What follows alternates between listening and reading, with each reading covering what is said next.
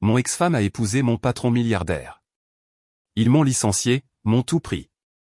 À 50 ans, sans abri, je me suis enregistré dans un foyer pour sans-abri. L'agente d'accueil m'a dévisagé, vous vous appelez Thomas Wade? Quand j'ai hoché la tête, elle a verrouillé la porte. Nous vous cherchons depuis 30 ans. Vous n'êtes pas censé exister. Votre dossier dit. Ce qu'elle m'a montré. Il y a 3 mois, je dormais sous un pont à Denver, je mangeais dans les poubelles, convaincu que je mourrais oublié. Je m'appelle Thomas Wade. Et jusqu'à récemment, je pensais savoir exactement qui j'étais. Un directeur logistique de 50 ans qui avait travaillé toute sa vie pour construire quelque chose de solide, quelque chose de réel. Mon ex-femme, Bridget, avait épousé mon patron milliardaire, Roland Hutchinson, et ensemble, ils ont détruit tout ce que j'avais bâti en 25 ans. Ils m'ont licencié un mardi matin, avec un sourire. Ils ont pris ma maison, mes économies, ma réputation, et ont même retourné mes propres enfants contre moi. Mais quand j'ai finalement touché le fond et que je me suis présenté à ce refuge pour sans-abri le 18 février, quelque chose s'est produit qui a tout changé. L'employé à l'accueil, une femme nommée Joyce Paulson, a regardé ma carte d'identité, puis mon visage, puis de nouveau la carte. Ses mains se sont mises à trembler.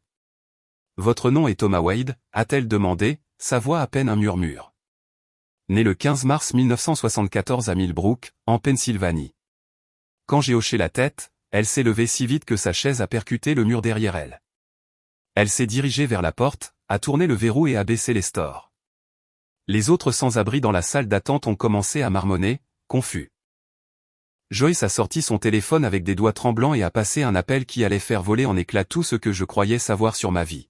« Ici le poste d'accueil 12, dit-elle, ses yeux ne quittant jamais mon visage. Code d'autorisation 77 alpha 9. Nous l'avons trouvé. Oui, j'en suis certaine. Thomas Wade vient de franchir notre porte. Elle a écouté un instant, puis son visage est devenu encore plus pâle. Compris. Je verrouille tout maintenant. Elle a raccroché et s'est rassise en face de moi, sortant un dossier mani d'un tiroir verrouillé. L'étiquette n'avait aucun sens. Programme testament, sujet 7, présumé décédé. Elle l'a ouvert et la première chose que j'ai vue, c'était la photographie d'un nourrisson, âgé d'environ 3 mois. Le bébé avait une tache de naissance sur l'épaule gauche, exactement comme la mienne, en forme de croissant de lune. M. Wade, dit Joyce, sa voix stable mais ses yeux remplis d'un mélange de peur et d'étonnement, nous vous cherchons depuis 30 ans. Selon toutes les bases de données gouvernementales, tous les dossiers que nous avons, vous n'êtes pas censé exister. Vous êtes mort dans l'incendie d'un laboratoire en 1977, quand vous aviez 3 ans. J'ai ri, pensant que ce devait être une erreur, une confusion avec un autre Thomas Wade. Mais ensuite, elle m'a montré le document suivant, un certificat de naissance, mais pas le mien. Le nom indiqué était Michael Kesley, et les parents n'étaient pas Ruth et Kenneth Wade, qui m'avaient élevé en Pennsylvanie. Le nom de la mère était Dr. Diana Kesley, décrite comme biochimiste dans un établissement appelé Institut de Recherche Testament. Le nom du père était caviardé d'une épaisse encre noire. C'est de la folie, lui ai-je dit. Je ne suis personne de spécial. Je gère des inventaires d'entrepôts. Je coordonne des itinéraires de livraison. Ma femme m'a quitté pour mon patron, et maintenant je suis sans abri. Vous vous trompez de personne. Joyce secoua lentement la tête. Monsieur Wade, dans les 10 prochaines minutes, des agents fédéraux vont franchir cette porte. Ils attendent ce moment depuis 3 décennies. Certains d'entre eux veulent vous protéger. D'autres pourraient vouloir votre mort. Mais avant qu'ils n'arrivent, vous devez comprendre quelque chose de crucial. Votre mère biologique n'est pas morte dans un accident. Elle a été assassinée en essayant de vous protéger de gens qui voulaient vous utiliser comme une arme. Et l'homme qui a détruit votre vie, Roland Hutchinson, il vous cherche depuis plus longtemps que vous ne pouvez l'imaginer. C'est là que j'ai réalisé que toute ma vie avait été un mensonge, à commencer par mon propre nom. Le sans-abri qui était entré au refuge Mercy House était sur le point de découvrir qu'il valait plus que toute la fortune de Roland Hutchinson, mais pour des raisons qui terrifieraient n'importe quelle personne normale. Mon ADN, mon sang, même ma salive contenait des secrets pour lesquels des gouvernements tueraient. Et je m'étais caché à la vue de tous pendant 47 ans, jusqu'à ce que la pauvreté et le désespoir me conduisent directement entre les mains de ceux qui observaient et attendaient. On frappa soudainement 3 coups secs à la porte de la salle d'accueil. Joyce me regarda avec des yeux urgents. Monsieur Wade, quoi qu'il arrive ensuite, souvenez-vous de ceci. Votre mère est morte pour vous donner un choix. Maintenant, vous allez devoir en faire un autre. Mais d'abord, vous devez entendre la vérité sur qui vous êtes vraiment. Je n'ai pas toujours dormi sous les ponts et mangé dans les poubelles.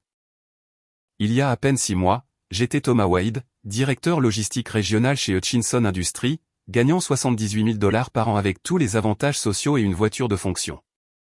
J'avais gravi les échelons depuis le plancher de l'entrepôt, commençant comme superviseur à 25 ans, apprenant chaque itinéraire, chaque fournisseur, chaque détail du réseau de distribution qui faisait tourner l'empire de Roland Hutchinson comme une horloge. Ma vie était bâtie sur la routine et la fiabilité. Chaque matin à 5 heures, mon réveil sonnait dans notre maison de 3 chambres à Eaglands Ranch. Je préparais du café dans la cuisine que Bridget avait rénovée 2 ans plus tôt, je faisais des œufs brouillés et je vérifiais les rapports de nuit de nos centres de distribution. Bridget descendait vers 6 heures, m'embrassait sur la joue, et nous parlions de nos enfants pendant le petit déjeuner. Meredith venait de terminer son diplôme d'infirmière à l'Université d'État du Colorado et travaillait à l'hôpital presbytérien. Bradley avait 19 ans, à mi-parcours de son apprentissage d'électricien, et gagnait déjà bien sa vie en faisant des travaux résidentiels le week-end. 25 ans de mariage. C'est ce que je pensais que nous avions. Bien sûr, les choses s'étaient refroidies entre nous au fil des ans, mais je me disais que c'était normal. Nous étions devenus plus des partenaires que des amants, gérant les factures, coordonnant les emplois du temps, planifiant notre retraite. Bridget avait commencé à faire plus d'exercices, à acheter de nouveaux vêtements, à se faire coiffer toutes les 2 semaines au lieu d'une fois par mois. J'étais heureux qu'elle prenne soin d'elle. Je l'ai même encouragée, je lui ai dit qu'elle était magnifique, et je le pensais sincèrement. La vérité, c'est qu'elle avait une liaison avec Roland Hutchinson depuis 2 ans. Mon patron, l'homme qui signait mes chèques de paie, qui m'avait serré la main aux fêtes de Noël de l'entreprise et complimenté mes rapports d'efficacité, couchait avec ma femme dans des chambres d'hôtel payées avec la carte de crédit de l'entreprise. La même carte de crédit de l'entreprise qu'on m'avait refusée lorsque j'en avais demandé une pour un voyage d'affaires légitime. Roland Hutchinson avait 62 ans, une fortune de 3,8 milliards de dollars provenant de contrats de défense et de transport international. Il avait les cheveux argentés, un bronzage permanent de sa résidence à Aspen, et un sourire qui n'atteignait jamais ses yeux. Sa première femme était morte d'un cancer 10 ans auparavant, et depuis, il avait enchaîné les femmes de la moitié de son âge. Apparemment, Bridget avait attiré son attention lors d'une collecte de fonds de l'entreprise où les conjoints étaient invités. Elle m'a dit plus tard que c'est là que ça avait commencé, lui s'approchant d'elle au bar pendant que je faisais une présentation sur les améliorations de l'efficacité trimestrielle. Le divorce m'a pris par surprise un lundi matin d'août. Je suis rentré du travail pour trouver l'avocat de Bridget assis dans mon salon avec des papiers déjà rédigés. Monsieur Wade, dit-il avec cette sympathie calculée qui me donnait envie de le frapper, Madame Wade pense qu'il est préférable que vous avanciez chacun de votre côté. Elle demande la maison, les 2 véhicules et une pension alimentaire appropriée compte tenu de votre disparité de revenus. Quelle disparité de revenus, ai-je demandé, sincèrement confus. Elle travaille à temps partiel à la bibliothèque. C'est alors que Bridget est entrée. Elle ne voulait même pas me regarder dans les yeux. Je ne suis pas heureuse depuis des années, Thomas. Tu es marié à ton travail. Tu ne me vois même plus. J'ai besoin de quelqu'un qui m'apprécie. J'ai essayé de me battre. J'ai engagé mon propre avocat avec l'argent de mon 401K. Mais l'équipe juridique de Bridget, payée par Roland, bien que je ne le sache pas à l'époque, m'a dépeint comme un bourreau de travail négligent qui avait émotionnellement abandonné sa famille. Ils avaient des reçus montrant que j'avais manqué 3 des matchs de football de Bradley en terminale à cause d'urgence d'inventaire. Ils avaient des témoignages d'amis de Bridget sur sa solitude, sur le fait que je ne l'emmenais jamais dans de beaux endroits, que j'avais oublié notre anniversaire 2 années de suite. Le juge lui a tout donné, la maison, les 2 voitures, 60% de nos économies et $500 par mois de pension alimentaire pendant 3 ans. J'ai emménagé dans un Extended Stay America près de l'Interstate 25. Je me suis dit que c'était temporaire, le temps que je reprenne mes esprits. Le lendemain, Roland m'a convoqué dans son bureau.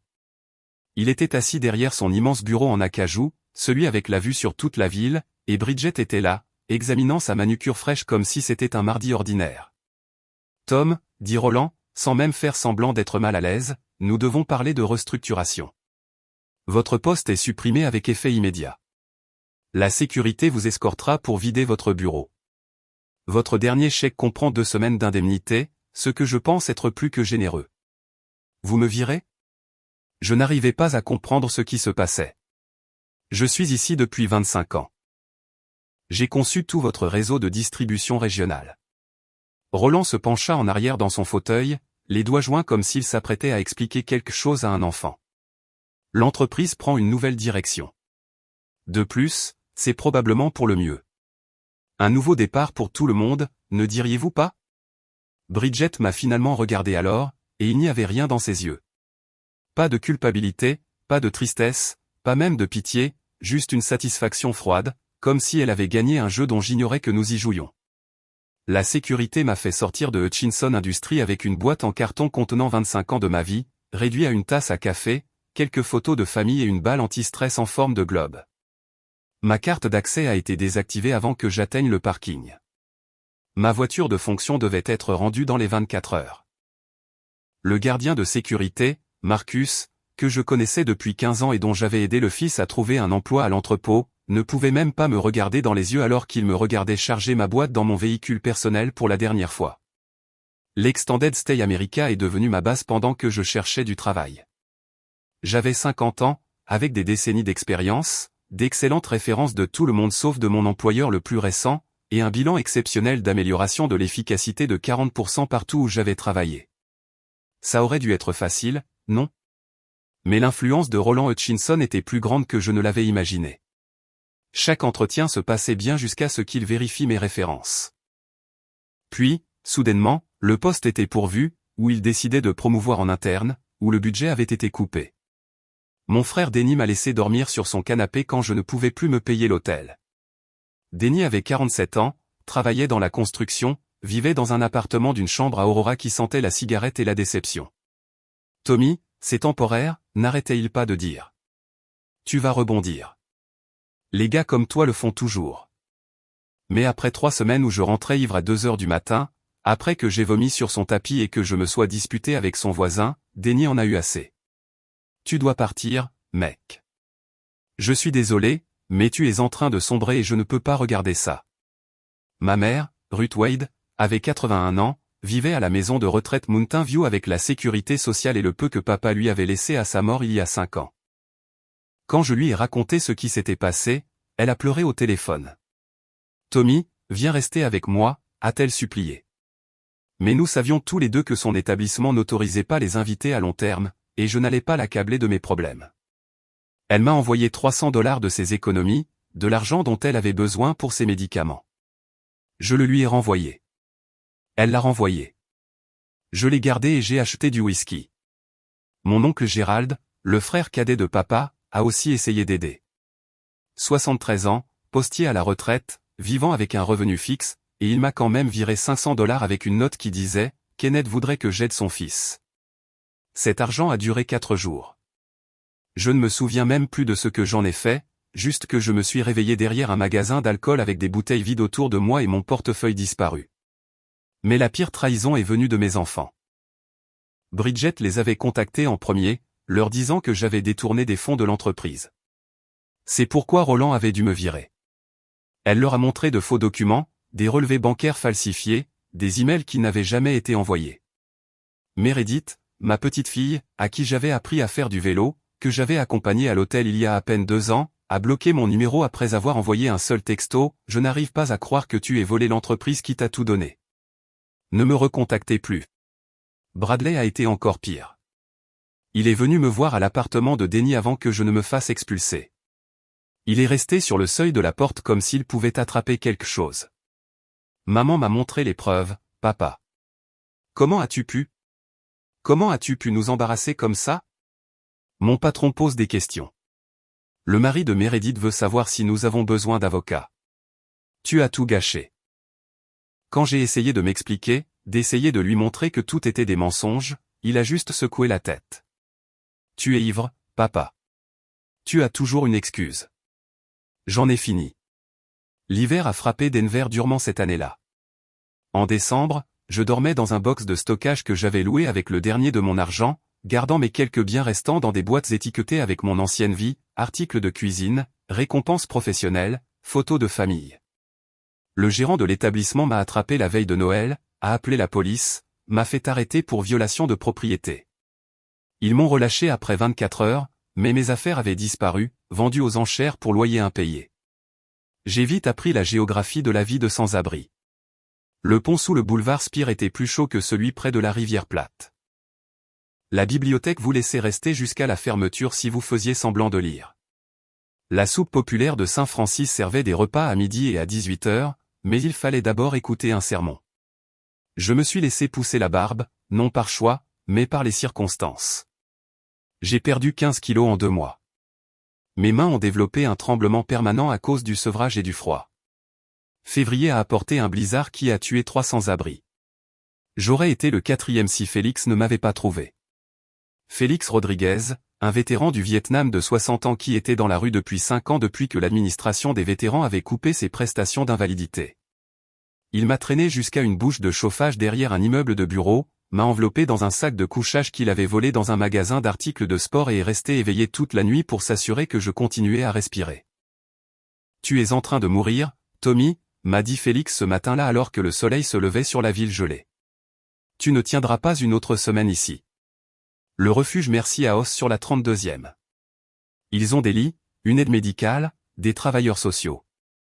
Ils peuvent te trouver des papiers, peut-être l'invalidité, une sorte d'aide, mais tu dois y aller aujourd'hui, pendant que tu peux encore marcher.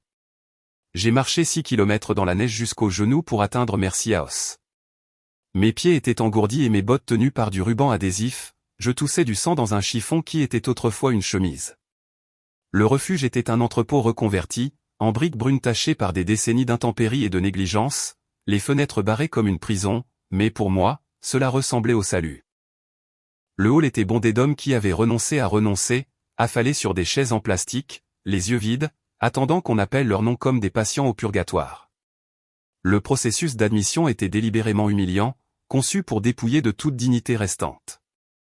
D'abord, ils ont fouillé mes poches à la recherche d'armes, de drogue, d'alcool.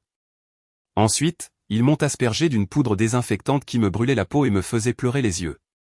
Ils ont pris mes vêtements pour les laver et m'ont donné une combinaison grise qui sentait l'eau de javel industriel et le désespoir d'autres hommes. Pendant 3 heures, j'ai attendu, regardant l'horloge, me demandant s'il n'aurait plus de lit avant d'arriver à moi. Quand Joyce Paulson a finalement appelé mon nom au guichet 12, je me suis traîné comme un homme brisé, parce que c'est ce que j'étais. Elle tapait avant même que je ne m'assoie, effectuant les gestes d'une autre admission, une autre âme perdue avec une histoire malheureuse. Non, a-t-elle demandé sans lever les yeux. Thomas Wade, ai-je dit, ma voix rauque à cause de la pneumonie qui se développait dans mes poumons. Elle a tapé. Date de naissance 15 mars 1974. Elle a tapé. Lieu de naissance Millbrook, Pennsylvanie. C'est là que tout a changé. Ses doigts ont cessé de bouger. Elle a levé les yeux vers moi, me regardant vraiment, comme si elle voyait un fantôme. Puis elle s'est levée si vite que sa chaise a percuté le classeur derrière elle, et elle a pratiquement couru vers le bureau du fond. Les autres hommes dans la salle d'attente ont commencé à murmurer. « C'est quoi son problème ?» a demandé un gars. « Il a probablement des mandats d'arrêt », a répondu un autre. « Ils appellent les flics. » Mais ce n'étaient pas les flics que Joyce appelait. Elle est revenue avec Harrison Blackwood, un homme en costume bleu marine qui semblait complètement déplacé dans un refuge pour sans-abri. Il avait l'allure de quelqu'un d'autorité, les cheveux gris parfaitement coupés, des yeux qui ne manquaient rien. Il a étudié mon visage comme s'il mémorisait chaque ligne, chaque cicatrice, chaque détail. « Monsieur Wade », dit Blackwood avec précaution, sa voix portant une nuance d'excitation à peine contenue. « J'ai besoin que vous écoutiez très attentivement ce que je vais vous demander. Cela peut paraître étrange, mais c'est d'une importance capitale. Avez-vous des souvenirs d'avant votre adoption? Quoi que ce soit de vos 3 premières années? Adopté? Le mot m'a frappé comme de l'eau glacée. De quoi parlez-vous? Je n'ai pas été adopté. Ruth et Kenneth Wade sont mes parents. Joyce et Blackwood ont échangé un regard qui m'a fait mal à l'estomac. Monsieur Wade, dit Joyce doucement, consentiriez-vous à quelques scans biométriques, empreintes digitales, scans rétiniens, juste pour confirmer votre identité? Ce n'est pas à des fins criminelles. Nous avons une base de données de personnes protégées, des personnes portées disparues, et votre nom a déclenché une alerte. J'étais trop fatigué pour discuter, trop malade pour me soucier de savoir s'ils appelaient la police ou l'immigration ou qui que ce soit. Joyce m'a conduit dans une petite pièce avec un équipement qui semblait trop sophistiqué pour un refuge pour sans-abri. Elle a pressé mes doigts sur un scanner numérique, m'a fait regarder dans un appareil qui a photographié mes rétines, et a même prélevé un échantillon de ma joue pour l'ADN. Chaque test a abouti à un bip, puis à une lumière verte, puis le visage de Joyce est devenu plus pâle. « C'est lui » a-t-elle murmuré à Blackwood, sa voix tremblante. Correspondance à 99,9%. Sujet 7 du testament. Il a été en vie tout ce temps. Blackwood a immédiatement sorti un téléphone. Pas un téléphone portable ordinaire, mais quelque chose qui avait l'air de qualité militaire. Ici le directeur Blackwood, département des personnes déplacées. Code d'autorisation 77 alpha 9. Nous avons localisé le sujet Wade du testament. Oui, j'en suis absolument certain. Mettez en œuvre le protocole de confinement immédiatement. Personne n'entre ni ne sort de cet établissement. J'ai essayé de me lever, mais mes jambes étaient faibles à cause de la malnutrition et du choc. Qu'est-ce que c'est que ce testament? De quoi parlez-vous? J'ai juste besoin d'antibiotiques et d'un lit. Je crois que vous me confondez avec quelqu'un d'autre. M. Wade, dit Blackwood, s'asseyant en face de moi, son ton urgent mais contrôlé, dans environ 10 minutes, ce bâtiment va être encerclé par des agents fédéraux. Certains d'entre vous cherchent depuis 30 ans. D'autres espéraient que vous ne seriez jamais retrouvés. Votre vie en tant que Thomas Wade se termine aujourd'hui, d'une manière ou d'une autre. Mais avant qu'il n'arrive, vous devez comprendre qui vous êtes vraiment. Joyce est revenu avec un épais dossier manie estampillé de lettres rouges, programme testament classifié. Sujet 7. Présumé décédé 1977. Elle l'a posé sur la table entre nous comme s'il était radioactif. À l'intérieur se trouvaient des photographies, des dossiers médicaux, des documents gouvernementaux, tous décrivant une personne nommée Michael Kesley, né dans un établissement appelé Institut de recherche testament, d'une docteure. Diana Kesley et d'un père dont le nom était noirci avec des marqueurs si épais qu'il traversait 3 pages. Ce n'est pas possible, dis-je, fixant une photographie d'un nourrisson avec ma tache de naissance exacte, ma couleur d'yeux inhabituelle, même la légère asymétrie de mes oreilles dont Bridget se moquait. Monsieur Wade, dit Blackwood en se penchant en avant, votre mère biologique est morte en vous faisant sortir de cet établissement. Elle vous a sauvé la vie, et maintenant, 30 ans plus tard, vous êtes tombé entre nos mains. La question est, que faisons-nous de vous maintenant? Blackwood a ouvert le dossier classifié et a étalé son contenu sur la table comme s'il distribuait des cartes qui détermineraient mon destin. Le premier document était un certificat de naissance pour Michael Kesley, né le 8 janvier 1974, et non le 15 mars comme je l'avais célébré toute ma vie. La mère était répertoriée comme docteur. Diana Kesley, biochimiste, âgée de 28 ans. Le nom du père était complètement caviardé, mais son numéro d'identification était visible, testament prime 003. Votre mère était brillante, commença Blackwood, sortant une photographie d'une jeune femme en blouse de laboratoire, les cheveux noirs attachés, des yeux qui ressemblaient exactement aux miens. Diana Kesley a obtenu son diplôme du MIT à 19 ans, son doctorat en biochimie à 23 ans. Le gouvernement l'a recrutée pour un programme classifié en 1970. On lui a dit qu'elle guérirait des maladies génétiques, éliminerait les malformations congénitales, sauverait des vies. Ce qu'on ne lui a pas dit, c'est que le département de la Défense dirigeait le programme. Joyce a sorti un autre document. Celui-ci décrivait les véritables objectifs du programme Testament, créer des individus génétiquement améliorés pour des applications militaires et de renseignement. Force accrue, guérison accélérée, fonction cognitive augmentée, résistance aux maladies et aux toxines. 7 sujets ont été créés entre 1973 et 1977. 6 sont morts avant leur premier anniversaire. Seul le sujet 7 a survécu. Vous étiez la réussite, dit Blackwood, observant attentivement mon visage. Chaque amélioration a fonctionné. Votre ADN était parfait, une combinaison d'1 milliard de marqueurs d'intelligence de génie de votre mère et des attributs physiques de votre père. Mais quand Diana a découvert le plan militaire de vous reproduire pour créer une armée de soldats améliorés en utilisant votre modèle génétique, elle a pris une décision. Le document suivant était un rapport de sécurité du 15 novembre 1977. Institut de recherche testament. Incendie catastrophique. 2 décès confirmés, un enfant disparu, toutes les recherches détruites. Mais la véritable histoire était de la propre main de Diana, une lettre qu'elle avait cachée avec la famille qui allait devenir mes parents. Si vous lisez ceci, lut Joyce à haute voix, alors mon fils Michael est en sécurité et je suis parti. Les gens pour qui je travaillais sont des monstres qui transformeraient des enfants en armes. J'ai tout détruit. Toutes les recherches, tous les échantillons, tout sauf Michael lui-même. S'il vous plaît, élevez-le comme le vôtre. Ne le laissez jamais savoir ce qu'il est. Les papiers d'adoption sont des faux parfaits. Son nouveau nom est Thomas Wade. Laissez-le vivre une vie normale. C'est le seul cadeau que je puisse lui faire. Mes mains tremblaient en regardant les photographies. Le bâtiment en feu. La nécrologie de Diana Kesley qualifiant sa mort d'accident tragique. Un petit article sur un enfant orphelin placé dans une famille en Pennsylvanie. Ruth et Kenneth Wade, incapables d'avoir des enfants, soudainement bénis d'un fils de 3 ans qui avait besoin d'un foyer. Mais c'est là que ça se complique, poursuivit Blackwood, sortant des documents récents. Le programme Testament n'a jamais été officiellement terminé. Des éléments au sein du gouvernement vous recherchent depuis lors. Certains veulent vous étudier pour des percées médicales. D'autres veulent militariser votre génétique. Et au cours de la dernière décennie, des entrepreneurs de la défense privée ont tenté de relancer le programme. C'est alors qu'il m'a montré la photographie qui a tout changé. Roland Hutchinson serrant la main du général Morrison, ancien directeur du programme Testament, lors d'une conférence sur la défense en 2018. Une autre photo de l'entreprise de Roland, Hutchinson Industries, acquérant une entreprise de biotechnologie spécialisée dans la recherche génétique. Des propositions de contrat pour quelque chose appelé « Initiative de renaissance du Testament ». Roland Hutchinson vous cherchait, dit Joyce doucement. Pas Thomas Wade spécifiquement, mais le sujet 7 du Testament.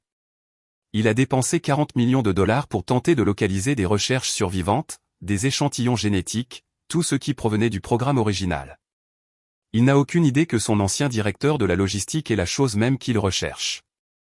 C'est impossible, dis-je. Mais même alors que les mots quittaient ma bouche, les pièces du puzzle se mettaient en place. Comment je ne tombais jamais malade, même quand toute ma famille avait la grippe? Comment je pouvais travailler 18 heures par jour sans fatigue? Comment je pouvais voir des schémas dans les chaînes d'approvisionnement que d'autres manquaient, optimiser des itinéraires dans ma tête que les ordinateurs mettaient des heures à calculer? Comment mon corps guérissait plus vite qu'il ne le devrait? Comment j'avais survécu dans la rue alors que des hommes de la moitié de mon âge étaient morts de froid? Votre sang, votre ADN, même votre moelle osseuse, expliqua Blackwood, ils contiennent les clés de l'amélioration génétique la plus réussie de l'histoire. Des gouvernements étrangers paieraient des milliards pour un échantillon. Des sociétés pharmaceutiques tueraient pour avoir la chance de vous étudier, et Roland Hutchinson, l'homme qui a détruit votre vie, deviendrait l'entrepreneur de la défense le plus puissant de l'histoire s'il vous possédait.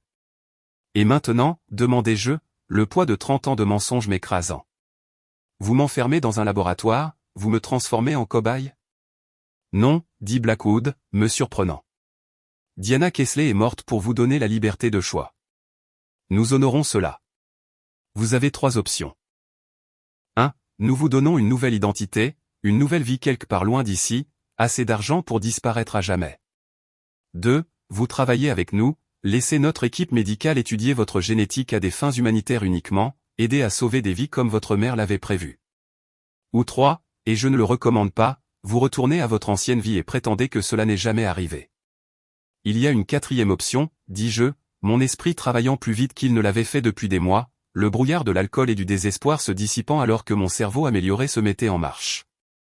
Roland pense que Thomas Wade est mort, n'est-ce pas? Mais si quelqu'un d'autre se présentait? Quelqu'un avec les bonnes qualifications, le bon parcours, quelqu'un qui pourrait s'approcher de sa recherche sur le testament. Les yeux de Blackwood s'écarquillèrent. Vous parlez d'infiltrer l'organisation de l'homme qui vous a ruiné. Je parle de justice, dis-je, ressentant quelque chose que je n'avais pas ressenti depuis des mois. Un but. La transformation a pris 6 mois. Le département des personnes déplacées a officiellement déclaré Thomas Wade mort. Un inconnu repêché de la rivière South Platte, identifié grâce à des dossiers dentaires que l'équipe de Joyce a soigneusement fabriqués. Bridget a parfaitement joué la veuve éplorée lors du service commémoratif, versant même quelques larmes tandis que Roland lui tenait la main. Mes enfants se tenaient près de ma tombe, Meredith sanglotant sur l'épaule de son mari, Bradley, le visage de Pierre mais tremblant. Ils ont enterré un cercueil vide pendant que je regardais depuis une voiture garée de l'autre côté du cimetière, déjà plus lourd de 20 kilos, mes cheveux teints en noir, portant des lentilles de contact qui changeaient la couleur de mes yeux. Je suis devenu Martin Cross, un consultant en logistique de défense avec un parcours impressionnant mais soigneusement élaboré. MBA de Harvard, 10 ans avec un entrepreneur militaire privé en Virginie, spécialisé dans l'optimisation de la chaîne d'approvisionnement pour les matériaux sensibles. Le genre de CV qui ferait saliver Roland Hutchinson. L'équipe de Blackwood m'a inséré dans le système par le biais d'un contact du département de la Défense qui leur devait des faveurs. En 3 semaines, j'étais assis dans le bureau de Roland, le même bureau où il avait licencié Thomas Wade, passant un entretien pour un poste de supervision de son réseau de transport de recherche classifié. Martin, votre expérience est exactement ce dont nous avons besoin, dit Roland, levant à peine les yeux de mes qualifications fabriquées. Nous déplaçons des matériaux biologiques sensibles, des spécimens de recherche qui nécessitent une manipulation spéciale. Le précédent directeur était incompétent, il s'est saoulé à mort d'après ce que j'ai entendu. Pathétique, vraiment. Il a laissé sa famille en ruine. J'ai souri et hoché la tête, luttant contre l'envie de traverser ce bureau en acajou et de lui montrer exactement de quoi le sujet 7 du testament était capable. Mais j'avais un jeu plus long à jouer. En 2 mois, j'ai eu accès à l'ensemble de l'initiative de renaissance du testament de Roland. Il était plus proche que quiconque ne le réalisait, ayant récupéré 60% de la recherche originale par le biais de revendeurs du marché noir et de fonctionnaires corrompus. Ces scientifiques étaient à 3 ans de créer leur premier sujet amélioré. L'équipe médicale qui étudiait ma génétique a fait des percées qui semblaient miraculeuses. Le docteur Patricia Ningan, la généticienne en chef, a découvert que mon ADN amélioré pouvait être utilisé pour traiter la dystrophie musculaire, la SLA et une douzaine d'autres troubles génétiques. Votre mère n'essayait pas de créer une arme, m'a-t-elle dit lors d'une de nos sessions. Elle essayait d'éliminer la souffrance humaine. L'armée a corrompu sa vision, mais l'intention originale, la science pure, pourrait sauver des millions de vies. J'ai fourni des renseignements hebdomadaires à Blackwood sur les opérations de Roland, chaque expédition de matériel génétique illégal, chaque pot de vin à des fonctionnaires étrangers, chaque violation des traités internationaux de bioéthique. Nous avons monté un dossier qui le détruirait complètement. Mais je voulais quelque chose de plus. Je voulais qu'il sache qu'il avait fait tomber. La partie la plus difficile a été de rester loin de ma famille. J'ai envoyé des colis anonymes à mes 2 enfants avec des preuves de la tromperie de leur mère. Des relevés bancaires montrant les paiements de Roland à Bridget pendant leur liaison. Des emails entre eux planifiant mon licenciement. Des enregistrements de caméras de sécurité prouvant que j'étais dans mon bureau pendant les moments où il prétendait que je détournais des fonds. Meredith a appelé le numéro que j'avais inclus, un téléphone prépayé que je gardais juste pour elle. Papa, a-t-elle sangloté quand j'ai répondu. Oh mon Dieu, papa. Nous savons tout. Maman a tout avoué quand nous l'avons confrontée. Bradley est là aussi. Nous sommes tellement désolés. Où es-tu? S'il te plaît, reviens à la maison. Je ne peux pas revenir, ma chérie, leur ai-je dit, ma voix déguisée mais mon amour non déguisé. Mais sachez que je n'ai jamais rien volé, jamais trahi personne. Je vous aime tous les deux plus que la vie elle-même. Prenez soin l'un de l'autre. Faites confiance à votre instinct au sujet des gens. Et souvenez-vous que parfois, les ennemis les plus dangereux se présentent sous les traits d'amis. L'appel de ma mère a été encore plus difficile. Ruth Wade déclinait rapidement dans sa maison de retraite et le FBI lui avait dit que j'étais mort. Tommy, a-t-elle pleuré en entendant ma voix, je savais que tu n'étais pas parti. Une mère le sait. Mais Tommy, ils m'ont donné une lettre de quelqu'un nommé Diana. Elle disait que tu étais spécial, que tu étais né pour changer le monde. Pourquoi ne m'as-tu pas dit que tu avais été adopté? Parce que tu es ma vraie mère, dis-je fermement. Toi et papa m'avaient sauvé, élevé, aimé quand ma mère biologique ne le pouvait pas. La biologie n'a pas d'importance. L'amour compte. Vous m'avez donné tout ce qui m'a rendu humain. La fin est arrivée un jeudi. Des agents fédéraux ont fait une descente chez Hutchinson Industries avec des mandats pour tout. Roland a été arrêté dans son bureau, le même bureau où il a détruit Thomas Wade, accusé de 37 chefs d'accusation de trafic génétique illégal, de développement d'armes biologiques et de complot. Bridget a été nommée co-conspiratrice pour son rôle dans la dissimulation d'actifs. Elle a tout perdu dans la confiscation des avoirs, la maison, les voitures, les bijoux que Roland lui avait achetés avec de l'argent sale. J'étais là quand ils l'ont sorti menotté, debout dans la foule d'employés regardant l'empire de leur patron s'effondrer. Il m'a regardé droit dans les yeux, Martin Cross, le consultant de confiance qui avait fourni des informations aux fédéraux pendant des mois. Pendant une seconde, je l'ai laissé voir dans mes yeux, je l'ai laissé voir Thomas Wade le regardant en retour. La reconnaissance l'a frappé comme un coup physique. Son visage est devenu blanc, ses genoux ont fléchi, et il a dû être soutenu par les agents. Félix, le vétéran qui m'a sauvé la vie cette nuit glaciale sous le pont, vit maintenant dans un petit appartement à Denver, loyer payé par un bienfaiteur anonyme, soins médicaux couverts, dignité restaurée.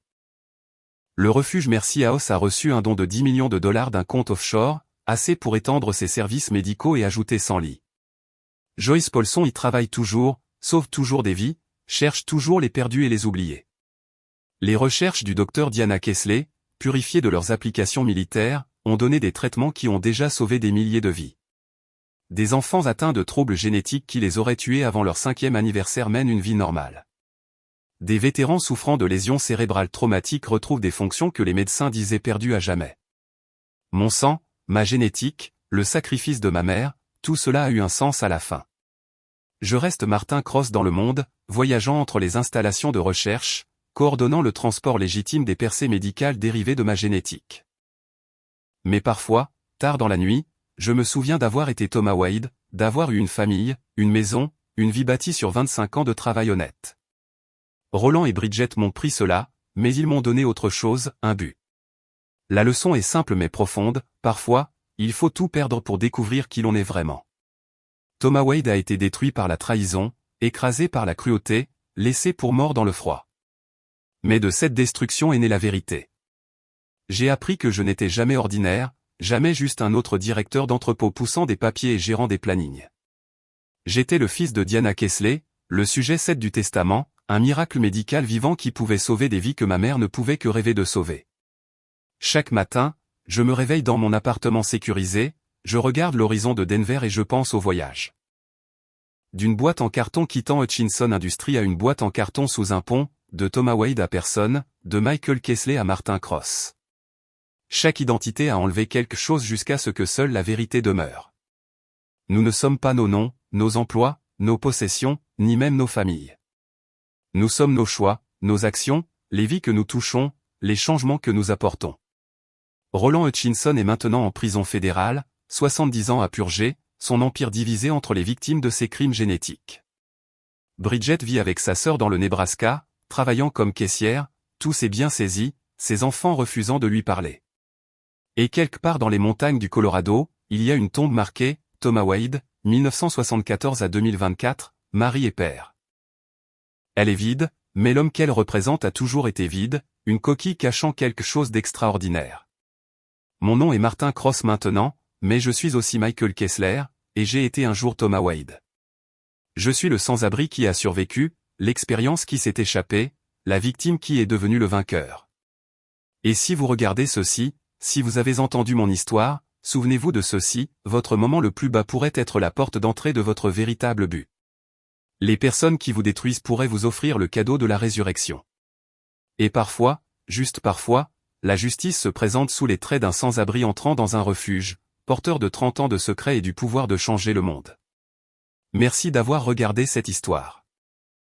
Si elle vous a ému, si elle vous a fait réfléchir aux forces cachées en vous, à la possibilité de rédemption même dans les moments les plus sombres, alors s'il vous plaît, aimez cette vidéo et partagez-la avec quelqu'un qui a besoin de l'entendre. Laissez un commentaire ci-dessous sur une fois où tout perdre vous a conduit à trouver quelque chose de mieux, où l'échec est devenu le fondement de votre plus grand succès. Et n'oubliez pas de vous abonner à cette chaîne pour plus d'histoires vraies incroyables de transformation, de justice et de l'extraordinaire caché dans l'ordinaire. Rappelez-vous, chaque personne que vous croisez dans la rue a une histoire.